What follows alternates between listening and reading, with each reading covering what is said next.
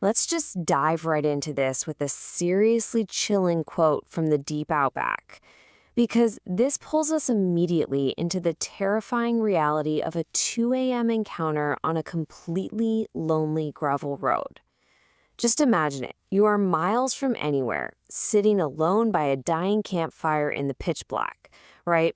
And then a calm, wet-sounding voice delivers this exact line from the shadows. It perfectly sets the stage for what we're about to look at. A masterful breakdown of isolation and psychological terror. So, welcome to today's Explainer, where we're going to deconstruct Ryan's harrowing 5-day descent to understand exactly how this sentient location captures, isolates, and ultimately consumes its prey. We're looking at the source text, the chorus of Dead Dog Creek, and we're not just looking at it as a terrifying story, but as a literal blueprint of a supernatural ambush. By breaking down the timeline, we can actually map out the whole life cycle of this monstrous location. All right, let's start at the beginning. Phase 1, the perfect victim. Okay, so like any predator in the wild, a supernatural trap looks for vulnerability first. And Ryan's fragile mental state, plus his intense desire to escape, made him the absolute ideal target for an entity that feeds on isolation. I mean, look at his situation. He's 34, his marriage has completely collapsed, and he just lost his job as a logistics coordinator. He actively wants to disappear and go completely off the grid. The predator didn't even have to separate him from the herd. Ryan did that all by himself. By driving the back roads with zero itinerary, he was kind of making himself a ghost long before the creek even got its hands on him. And this right here perfectly illustrates the stark contrast between Ryan's expectations for healing and the absolute desolate trap he walked into. All of this based on a passing tip from a local at a Broken Hill servo. He expects a quiet, cheap place to fish and clear his head. But the reality? He gets an amenities block smelling of mold and old meat, a rusted barbecue, and a completely dried up creek. And honestly, that tip from the local, who couldn't even look Ryan in the eye, it really shows us that the surrounding towns are probably aware of this place. They might even be unconsciously funneling lost souls right toward it. Now, here's where it gets really insidious. The trap actually began before he even parked. It used a sudden, desperate woman's scream at 2 a.m. out on the road as a psychological siren song. This is just a fascinating mechanic. The entity didn't wait for him to set up camp. It reached right out and tagged him on the road. It literally uses human empathy, that instinctive, totally human reaction to a woman screaming in the dark, as its ultimate bait. Which brings us to phase 2, springing the physical trap. Once that bait is taken, the psychological lure instantly becomes total physical containment. The inexplicable mechanical failure of his Hilux ute on day 2 is just terrifying. I mean, he has half a tank of fuel and a perfectly working battery and starter, but his physical escape route is completely severed. This isn't just a dead battery from leaving the lights on, right? This is a complete, unnatural dampening of mechanics. The entity is ensuring that the 40 kilometers of gravel road he just drove down might as well be a million miles. Add in zero cell reception, and Ryan is now entirely cut off from the modern world. And mapping out his days, we see this escalating realization of his physical containment. It completely climaxes on night 3 with this terrifying spatial loop that proves the landscape itself is actively holding him hostage. Hot wiring attempts fail, and when Ryan completely panics and sprints into the dark for hours toward the road, physics simply warp around him. He doesn't just get lost, he is actively rerouted right back to his own campfire. This is that exact moment the narrative shifts from a bad survival story to a full-blown supernatural nightmare.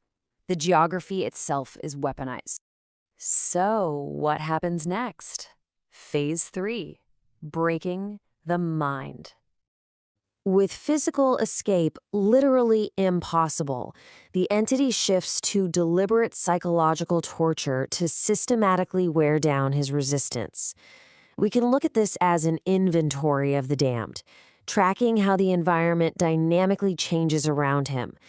It populates empty spaces with horrific, impossible clues just to induce pure paranoia. Look at how brilliant and twisted this is. That green tent goes from looking like someone just left in a hurry to suddenly containing a child's toy and women's underwear. And that abandoned caravan?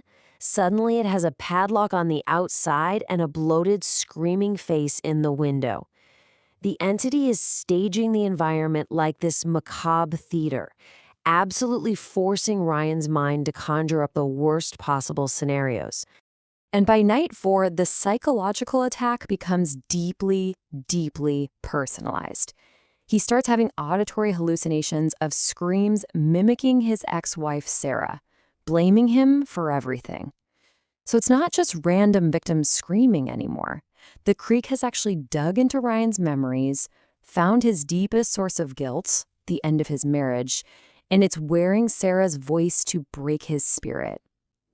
This shows us the entity is incredibly invasive. It reads its prey to customize the torture, creating a torment so intimate and cruel that his resolve just crumbles.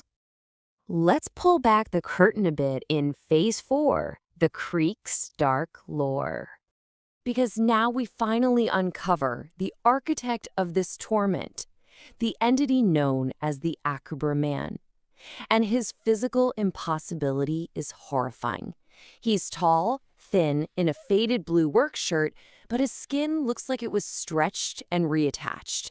He breathes with his heavy, wet fluid in his lungs, which really hints at an internal drowning. And most terrifyingly of all, he already knows Ryan's name. Acting as the Creek's sinister guide, he was probably a passing victim himself who, stayed a bit too long. The Akubra man is basically the mouthpiece for the Creek, a terrifying blend of human memory and an elemental monster. And he reveals a horrifyingly methodical, step-by-step process of consumption. This is a process that has been claiming backpackers, families, and truck drivers since the 1940s. It's so structured. Step 1, deprive the prey of rest, weakening their defenses completely.